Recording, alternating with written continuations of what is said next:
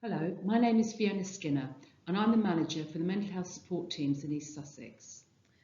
Hello, my name is Lucy Hill and I'm Service Manager for Mental Health and Emotional Wellbeing with East Sussex County Council. In this recording, we're going to talk about having conversations with children and young people who are self-harming as a way of managing their feelings. It is helpful to have thought about this and prepared in your mind what you might say, as all adults working with young people can receive a disclosure at any time, and having thought about it beforehand may make you feel a little prepared. This is a hard subject to talk about, but it is essential that it is not avoided. Talking to children and young people about self-harm is important. If a young person is self-harming, you are not going to cause further harm by acknowledging this as it is already happening. What may happen is the young person could feel acknowledged, respected and cared for by the conversation taking place. School staff have more contact with young people than most other professionals and can be the adult that the young person feels they can talk to. Self-harm is everyone's business. It is important for you as a staff member and trusted adult to acknowledge to yourself that this can be hard to hear. It can be very emotional and overwhelming. Staff need support, and this should be in place within the school to talk through how you feel in supporting a young person who is self-harming. A debrief after having a conversation with a young person is a useful way for your own well-being to be looked after. If this becomes part of the practice in your school for staff, this will help to protect against the impact of secondary trauma. Secondary trauma is where you are hearing the first-hand trauma experience of another. Having the conversation with primary-aged children or secondary-aged children can differ in the language that's used. If a young person tells you that they are hurting themselves, firstly acknowledge what a big step they have taken. They have trusted you to share this. At this point, you could say in a calm voice, "Thank you for telling me what is happening. I'm glad you've been able to share that with me." To thank a young person is validating and acknowledging the brave step that they have taken to tell you what is happening. Imagine how hard it might be for them to tell you. If they've chosen to tell you at this moment, then to continue the conversation would be a priority. You may have other commitments that you have to do, but consider this as a safeguarding matter, and to hear what the young person has to say is crucial. Find somewhere quiet to talk where you will not be overheard. This could be a walk around the school grounds or in a quiet room. Walking alongside each other is a helpful way to talk to a young person, as there is not the intensity of looking at one another. This conversation should not be rushed. Go at the pace of the young person. Listen to them in a respectful way. This should be without judgment and with kindness and compassion. Reflect what they say so they know you've heard them and that you understand what they're saying. You can ask them if you can talk to them more about what is happening for them at the moment. Some questions you could ask would be, can you tell me how you've been hurting yourself? When was the last time you hurt yourself? Do you have any injuries that need treatment at the moment? Showing concerns for their injuries conveys care. Be careful not to overreact just because they are self-inflicted. See if you can explore their reasons for self-harm. I wonder what's been happening for you. Tell me a little bit more if you can. Assessing the level of risk is important. Research shows that to ask a young person about suicide will not make them think about this if they have not already done so. You could ask, have you ever thought about suicide? Have you ever made any plans? If you notice some marks on them and they have not told you about their self-harm, then this is when you ask them if they've been hurting themselves. This may feel harder to do than to receive a disclosure.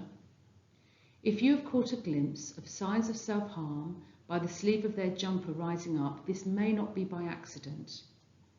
If you're not the DSL or mental health lead, you may seek advice from them before you ask. Decide who is the best person to speak to the young person about this.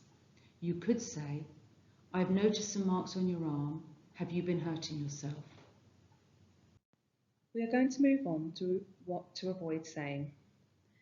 There is no such thing as a perfect conversation, and do not put yourself under pressure to get this completely right.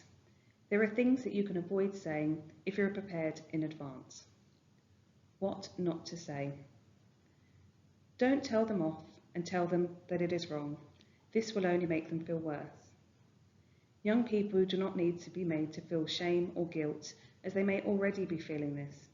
Shame and guilt are often felt by young people who self-harm. Don't avoid talking about it. It will not make it go away.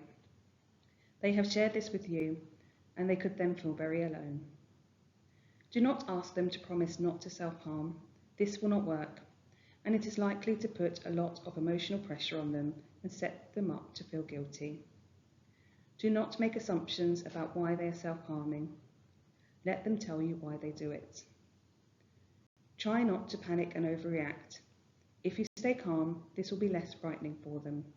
Discuss with them what they would like you to do next. Don't say you understand, as none of us can fully understand another's situation. Finally, don't tell them to stop. It is not that simple. We are now going to think about talking to parents and carers. Once a young person has shared about their self-harm with you and you have had an initial conversation, then talk about how this can be shared with others who should know. How can their parents or carers know about what is happening for them? This conversation may need some time to talk through with the young person. It may be that they want you or another member of staff to talk to their parents. They may want you to do this with them. Young people can be worried that their parents will be angry or upset. You could say, "I imagine that this feels hard to think about telling your parents, but I am concerned about your safety, and this is important. How can we find a way to share this with your parents? Would it help if we did this together?" There is a section in the self-harm guidance for parents and carers that you can give to the parent or carer to help them in how to respond. It is distressing for parents to hear this if they were unaware, and your support to them can help them in how they respond. The parent or carer may ask why you knew before them. Often young people can want to protect their parent, and telling someone outside of their family can be easier. The DSL should be consulted when self-harm has been disclosed. The young person should be informed before any information is shared with others so that they are fully aware of the process. This will help you to protect their trust. Finally, we are going to talk about safety plans. Once you have started the conversation with the young person, there are safety plans that you can use with the young person. There is a primary and secondary and post-16 version. The safety plan is a useful way to continue the conversation. It can help you to structure what you ask about. The safety plan is for the young person and is only completed if they want to do this. It can help to think about times of heightened risk, who can support, what are the protective factors, and are there other ways to cope or distract, and what to avoid. The safety plan has some self-care tips and contacts in the community. The safety plan should be shared with parents so that they are aware of their role in supporting and understanding about times of risk. The plan is reviewed, so if there are changes in managing this, they can be discussed. We hope that there has been some useful information in this recording for you to use. The Self-Harm Toolkit and Guidance is there to support you to support young people. Thank you.